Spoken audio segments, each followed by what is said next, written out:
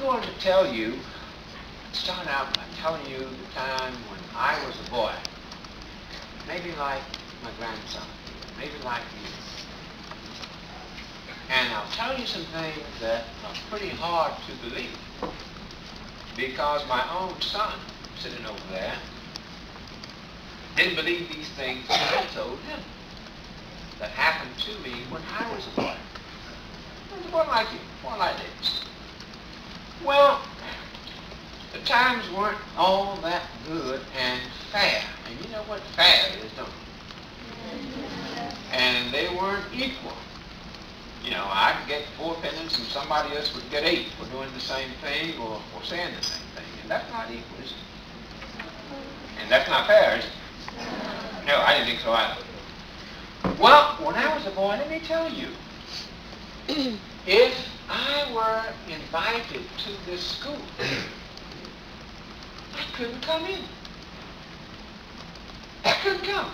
I couldn't come today when I was a boy. You know why?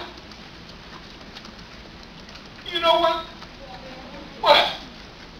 What? It was segregated.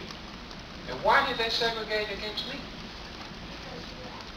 Because I'm African American!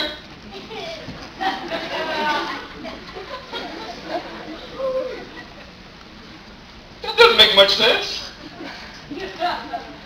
Does it? I didn't think so either. I was going to be dead. I was going to be killed. Absolutely right. Absolutely. But you know, it didn't matter. It did not matter if I came back dead, because the kind of life I had to live and the conditions that I had to put up with made you question whether this life was worth living. If this is all there is to this life, you ask yourself the question, is it really worth living? And if I see there's a bright light on the horizon someplace, I have to do something to change things, don't I? I can continue to live like a second-class citizen and be miserable, or I can try to make some changes or die trying. And that's precisely what we tried to do. Now, when we sat on that counter, about 5 minutes later, a big policeman came in, and his jaws, his cheeks were as red as that shirt. And he made 2 steps towards us, and he pulled his nightstick out of his holster, and he started to slap that nightstick in his hand. And I said, dear God, this is it. My head is bursting. I don't know when it's going to happen, but I know it's going to happen. And he walked up and down the aisle, hitting his fist with his nightstick and looking at us. So what do you think is going to happen then? What do you think he's getting ready to do? Getting ready to do something bad. And that's what I thought too. But he walked up and down the aisle 4 or 5 times doing the same thing and looking and getting redder and as red as your shirt. And after 4 or 5 minutes he didn't do anything. I said, aha! We've got him. We've got him. Dear God, we've got him. He doesn't know what to do. He doesn't know of any laws that we're breaking. So he just continued to roll those big eyes at us and hit his hand with a nightstick. I will tell you also that I learned one valuable lesson that day, and it's a lesson that I hope you don't have to learn, that you're already aware. The lesson I learned while I was seated at that counter, there was a little old white lady with blue hair who must have been about 200 years old, who sat about 5 feet down from me. And I noticed she kept looking at us, and she had this big purse, as big as Davis almost. And if you think about 1960 in the South, and a 200-year-old white woman, and you are where you are not supposed to be, you are in her space. Is that right? And you're not supposed to be seated near her, and she's looking at you.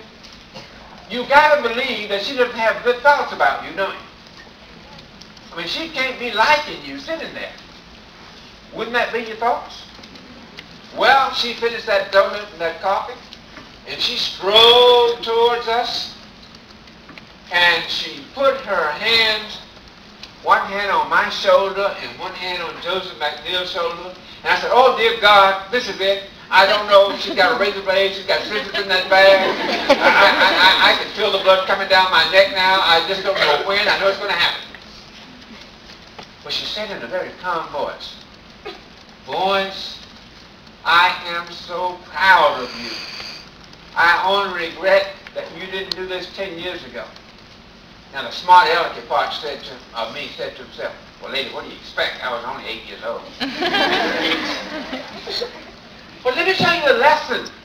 Let me tell you the lesson that I learned for life, and it still lives with me today.